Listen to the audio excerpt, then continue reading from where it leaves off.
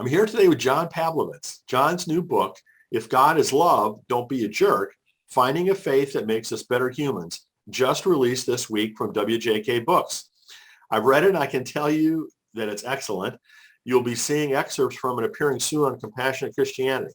John is a blogger, author, and pastor based in North Carolina, and his blog, Stuff That Needs to Be Said, recently surpassed 100 million views. I can't even imagine 100 million views on anything. His previous books include A Bigger Table, Hope and the Other Superpowers, and Low. John also has been a keynote speaker at Writing for Your Life, and John's words were the inspiration for naming Compassionate Christianity in the first place. So thank you again for that, John. John, it's so wonderful to have you here. I mean, congratulations on your book, and thanks so much for being with us. Oh, it's a joy to be with you, Brian, and so good to see you again. Looking forward to our time together today. Yeah. So, I mean, before we talk about the book, I mean, we have to talk about this, upcoming surgery, major surgery that you've got, coming up. And, you've got a ton of people praying for you and wishing you all the best. But, just share with folks a little bit about where all that stands. Sure. Yeah. It was only about 6 or 7 weeks ago, I think. And I had COVID. The whole family had breakthrough cases of COVID and wasn't feeling great after a few weeks. And so went to my doctor. He did some blood work and the hormone levels were all out of whack. And he said, well, it could be this one particular kind of tumor in the pituitary at the base of the brain. So he had me do an MRI from the brain. And when they found that tumor, and then it was a matter of doing more blood work to find out if it needed to be removed. And unfortunately, it was the kind that does need to be removed. So in a couple of days from today, we'll have surgery, and then we'll kind of see what happens. But I'm feeling great physically, and really supported and loved. And the readers and followers, virtual community has been extraordinary. Well, I know there's been an outpouring of support, and which I'm not surprised about, but I'm very appreciative of it myself, and just so glad to see that for you. It's just wonderful. It does show you too. It reminds me of, I tell people the reciprocal part of virtual community, because it's not just about me putting out content, that there really is a relational aspect to this. And that's true, but then you have these moments where, and I call that, I've been getting a living eulogy for a couple of weeks now, which is really, I highly recommend that for anyone to be able to understand. I hope you can get it without the tumor, but to have people let you know what it means to have you in their lives, it's just a gift. Yeah, no, it's really great. I'm so glad to hear that. So let's talk about books. I mean, before we get into the new book, I mean, for those folks who are not familiar maybe with some of your previous ones, can you talk about them? Sure. The journey has been, I guess, around 7 years ago. I was a pastor in the local church and was really outspoken, and started to realize I was probably going to be an authentic pastor or an employed pastor at this particular congregation. And so I pressed into honesty, and that happened. I was relieved from my duties at that church and had a choice of what I was going to do. And I just kept writing the blog that I've been writing for a few years, and was fortunate that a blog post went viral called If I Have Gay Children, and got the offer to write a book. And, I can remember being this progressive Christian publisher calls and says, we've seen this blog post. We'd love to turn it into a book. Would you want to do a book proposal for us? I said, sure. And we arranged for a date. I hung up the phone and Googled how to do a book proposal because I had no idea. And then went through that process. And the short story of that is that they passed on that because they thought I was going to be saying something that I wasn't going to say about the LGBTQ community. So they passed on it, and several Christian publishers did, but WJK, they said, we want to publish this book, and as it is, without caveat or condition, we're going to do it unapologetically. And that became A Bigger Table, which was the first book. And so now we're on the fifth book, and this one is also with WJK, because in many ways it's a progression of the ideas in that book. Wow.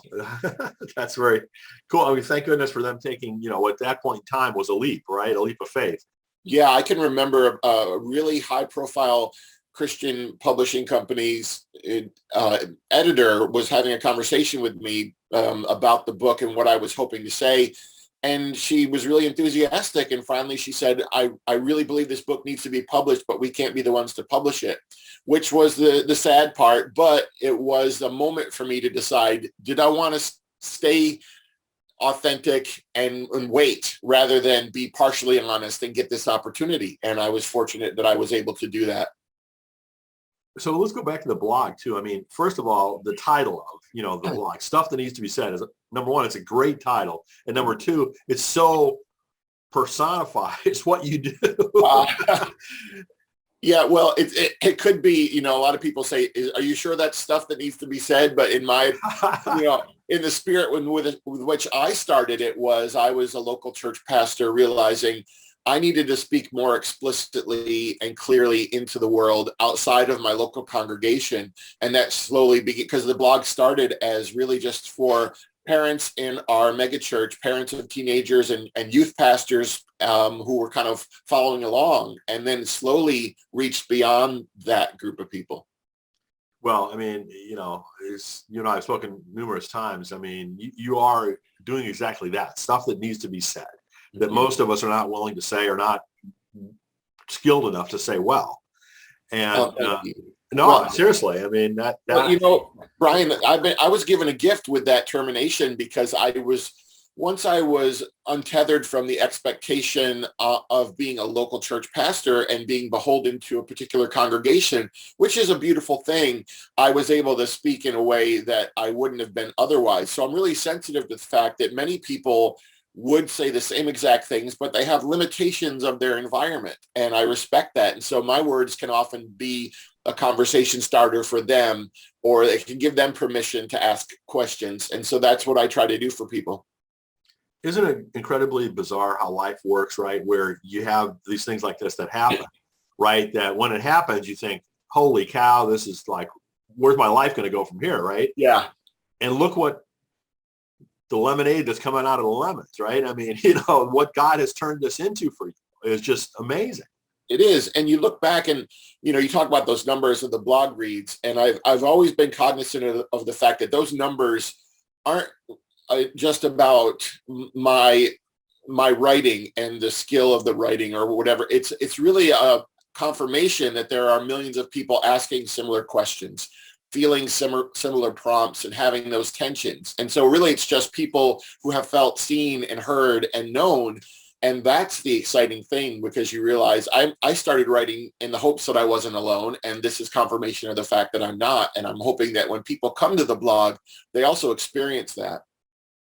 Yes, absolutely. It certainly is for me. It is, but it is. Well, you talk about unexpected, because often people will say, would you like to do a workshop on how to create this, giant social media empire? And I said, there's no way I could. It simply was, was about getting up every day and trying to just clarify why I do what I do, what matters to me, and to do what's in front of me with the greatest care and wisdom I can. And that's, over time, a few years, that's what has happened. So it's been amazing.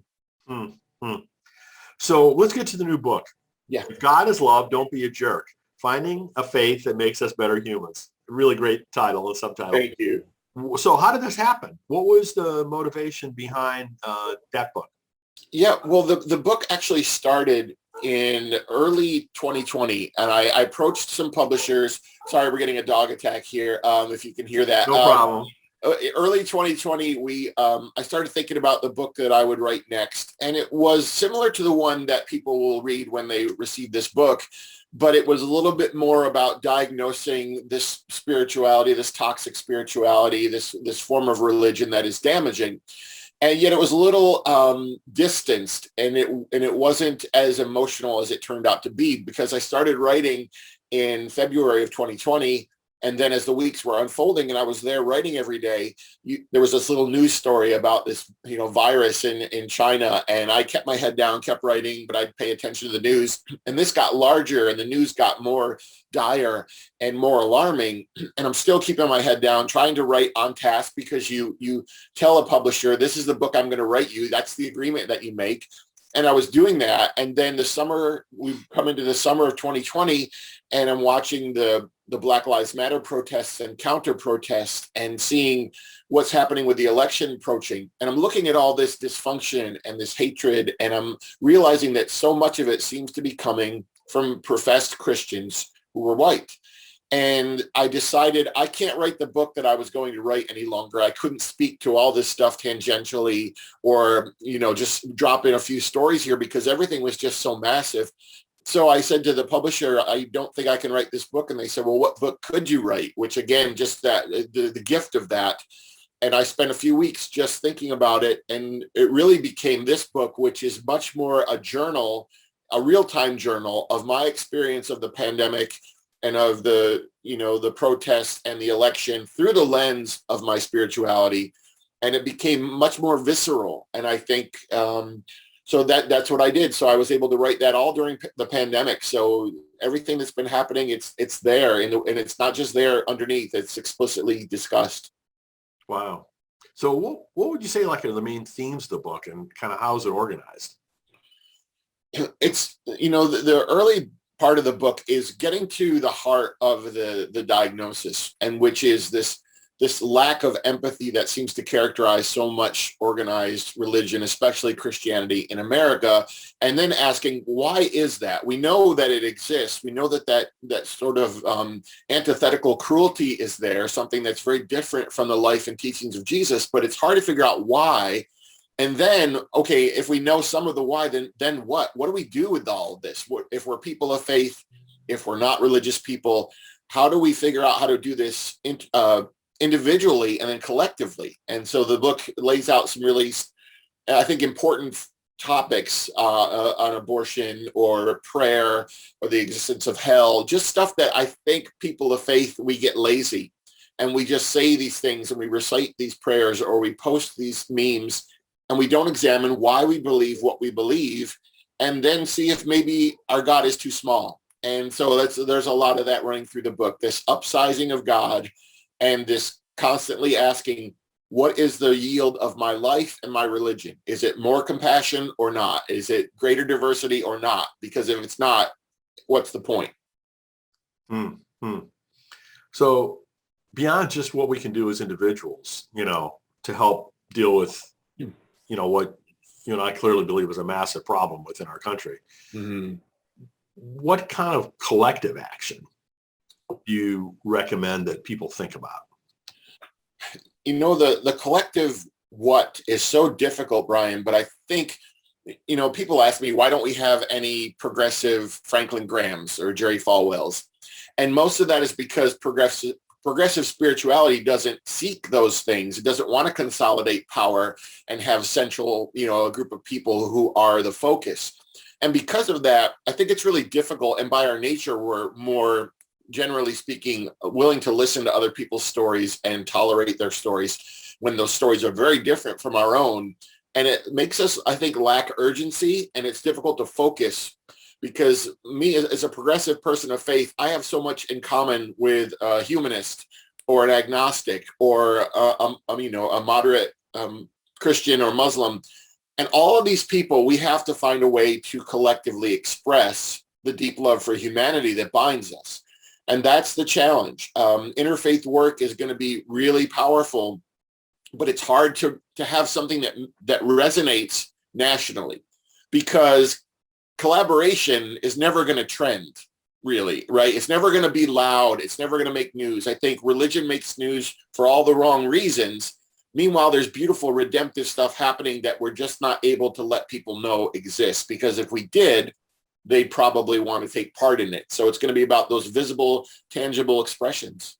Well, as you know, I recently self-published a book called How to Heal Our Divides, right? And it tries to get at this very issue, and I view, unfortunately, our culture is similarly as you do, just so fragmented. Right. People don't know about all these good things that are going on in various places. So, to the extent that we can kind of lift up the good news, so to speak, as opposed to the nightly news, and all the wrong things, as you said, that religion gets known for. Right. Maybe that's a path. It is. And, I remember I tell the story in the book, I think, being in a Q&A, and a gentleman said to me, John, there are two news feeds in my life. There's one news feed. It's up here. It's Facebook. It's Twitter. It's the news. And he said, if I only look at that news feed, that's only going to give me discord and negative and angry. He said, but there's another news feed that's in the, down on the ground in my community, and people's names and faces I know who are doing beautiful work. And he said, if I spend some time in that news feed, I'm going to be encouraged. And so I think the big and distant are always going to intimidate us, but the small and close are going to be attainable. And that's where this book wants you to begin, in the small and close. So what are your hopes for the book? If there was one thing that you want people to most take away from it, what would it be? I think, Brian, I don't need people to agree with me theologically or politically when they finish the book, but I hope something in the questions I ask stimulates something in them or encourages them, so that they, whether they're religious or not, they're in a place of greater empathy when they finish, that they are moving from where they are to a more expansive view of the world, and asking, do people feel loved in my presence? Simply, is there greater equity around my life? And if not, what do I need to do differently to make sure that happens? Really cool. So, in addition to, the books that you write and your blog and everything, you're very active on social media. Yeah. And, because you're what I would say leading edge and being outspoken on various issues, Yeah. You're attacked a lot, right? Attacked by people who are threatened, in various ways, or disagree in various ways with what you're having to say. Right. And that, affects myself and other people to a lesser extent too. So I'd love to hear kind of your strategy, so to speak, on how you deal with that. It's funny. I had to develop really quickly an understanding that social media, everyone on social media is operating with incomplete information.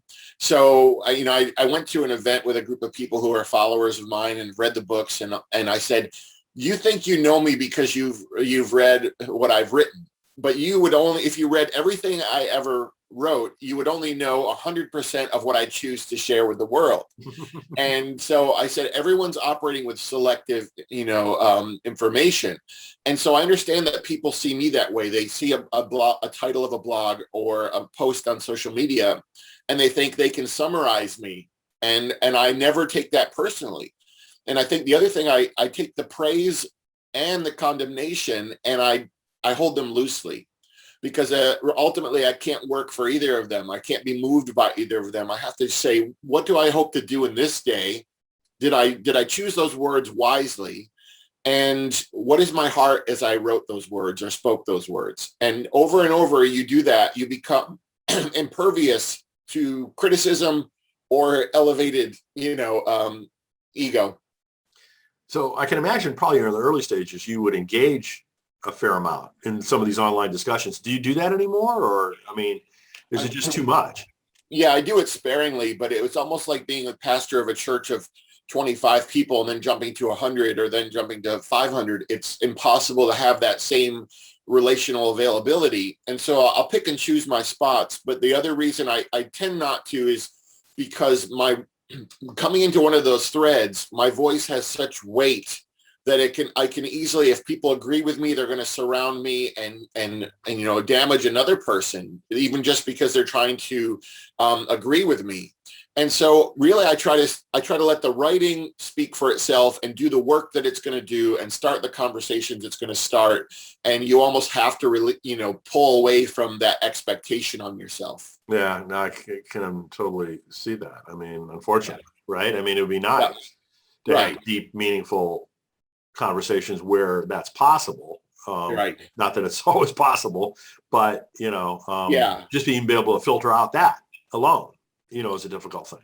Yeah. And I still do what, pastoral care visits, or what some people would call, non-licensed counseling, where I'm just listening to people. So if people are emailing me or calling me, we do go through those, my wife and I do try to, if I see someone in a place of real urgency, I will reach out and have those conversations. But obviously, you can only do 2 or 3 of those a day because you will get overwhelmed by that and everything else. So I'm still a pastor at heart, and I try to still do pastoral things as I'm a social media, figure. Mm-hmm, mm-hmm. So, I know you're just in the midst of this book launch and, with Yeah. all the medical things going on, it's hard to think too far into the future, but, I'm sure you've got plenty of other book ideas in you. Is there anything you could talk about, or is it too early? No, a couple of weeks ago, or maybe a couple of months ago, I would have told you this is the last book. Not because of the surgery, I didn't even know about that, but because of what this book took out of me. And as you know, the writing for the blog is a very different experience. And I love the immediacy of the blog, that I get up every day and I've got 800-900 words and I can have this arc and then be finished with that thought. The book, we're having to string together something over months that is coherent and, that flows well, is a real challenge. And especially this book, because I stopped and just pivoted midstream. I thought, I can't do this again. But of course, you get your second wind and you see people responding. So, I think I'm leaning into grief, because grief and fear are always at the heart of what I do. The grief and fear that prevent us from loving other people well, which is in this book. But probably I'll write explicitly and solely on maybe grief for one of the next projects. Isn't it amazing how some of these really fundamental emotions drive so many things, right? Yeah. Fear being, a leader of that, greed being, Yep. And it's like these are things that have been human flaws since the beginning of time, right? I mean, right. We still cannot. We still haven't solved them. Yeah. And that's the thing about it too, Ryan, writing the work that I do, you realize, I wish people could understand, but when people feel like you're an adversary or you're an enemy, they don't realize that I'm actually advocating for them as well, because that fear is nonpartisan and it's, interfaith. It transcends everything. And life is so difficult on its own on its best days. And when I write, I'm trying to make a world where life is less difficult, not more so. And that's the irony of all this work that we do. Well, I think you're successful at it. I really do. And, you've helped a ton of people. And I think you've changed a ton of people's minds, influenced them positively, which, I'm sure there's some people that have become more entrenched maybe because that's right. What they think, right? I mean, and that's unavoidable if you're going to be, taking a stand on something controversial. But, I think you've done it in a way that's had an incredibly positive impact. Thank you. And for me, it's all, like I said earlier, it's all been a surprise. And you get up every day and I say, let me just use this day and this platform as wisely as I can. And I think, that's the story for all of us. It's the incremental way that we keep trying to grow. And the part of it is doing this publicly. People will look at you and say, oh, you wrote this and now you're saying this. And I try to leave all that stuff up, because I tell them I want to argue with my former self, because that means that I'm growing and I want you to be able to do that too. Isn't it amazing how people will reject that concept? That we can learn? Yeah, that's right. I mean, hello. And that's part of it is the trap, even for me, of being a progressive liberal Christian. It's really easy to look at people who believe the things that I used to believe and see myself as somehow more evolved than they are. But I have to realize that I and the people that I often write to, they have progressed. They've had those incremental moments of learning or revelation. And so they didn't get it all in one day. And we want people to change right now completely. But the truth is that writing that you're talking about, reaching that many people, it's not just reaching them. It is their neighbors who are on their Facebook page. It's their friends on Twitter. And then the ripples of that, it's going to reach people, and those words are going to do work. And we may not see the results of it, but that's what happens with all of us. We get up every day, we have an exchange with someone, and we're not going to see what happens because of that always. Yeah, exactly. Well, such is human nature, right? That's right. So I know everybody can go to johnpavlovitz.com and find out about the book and everything else that you're doing. Anything else that you want to point people to? No, once people can spell my name, they can pretty much reach me on all social media platforms. There are not a lot of John Pavlovitzes around, and that's just for me. As we talked, Brian, this is just a joy to be doing this work and to be going through something like this publicly. That's always the way I've done this, is to share my story in real time and invite people to find some of their story in it. And it's just great to be able to do it. So I thank you for the work that you're doing, man. Well, congratulations on the new book, and, many prayers and many, good wishes for, health and recovery after the surgery. I'm sure it'll go really well. You'll make it go really well, right? I mean, as best as it possibly can. Yeah. Someone said to me, John, you're going to do fine. And I said, I'll do fine, but I'm worried about the doctor. So we'll see if the two of us, it's a partnership, but everything's going to be good. Well, please keep us posted. There'll be a lot of people waiting to, hear, how you're doing. Sounds good, my friend. Thank you so much for the time. Thank you. All right. Peace.